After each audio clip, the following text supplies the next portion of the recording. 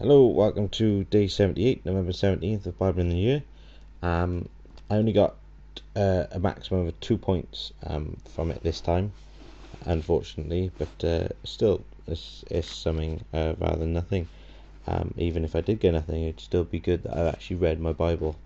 The major thing I pulled out from it is the fact that from the Old Testament to the New Testament, God won't tell you to do something He's not willing to do Himself. He created these rules and regulations again, like they did in Leviticus. Now we're through to Numbers. The fact of all these things they had to follow to do with the Passover, all the offerings that they're given, all sort of stuff, and they had to go to Passover at a certain time. If they didn't come at a certain time, they had to be cast away and all sorts of stuff. So he was very specific about what they had to do, and then I flicked to the New Testament in Luke, and it said that every year his parents went to Jerusalem for the feast of the Passover. Basically, it's talking about Jesus' parents, and Jesus went with them. And basically, the major thing I got from that is that yes, Jesus is the Son of God. He's the King of Kings and Lord of all lords, but he still obeyed God.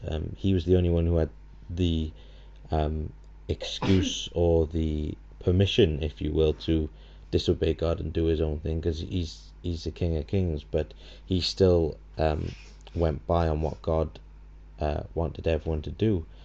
So he was part of the people, and he's always been a people person. And also the other thing which I found interesting was the fact that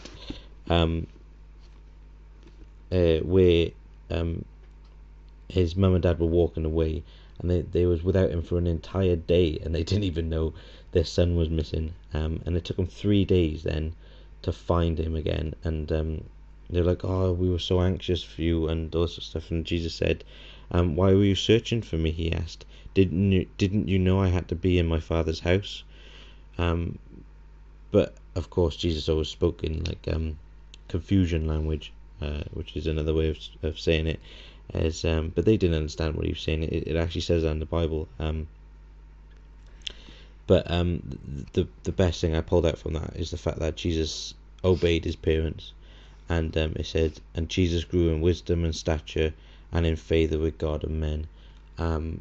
Basically, that is just a message to all the youth out there who think that it's cool doing your own thing against your parents and all sorts of stuff. Jesus, the Son of God, the King of Kings and Lord of Lords, obeyed his parents, and he had favour with God and man.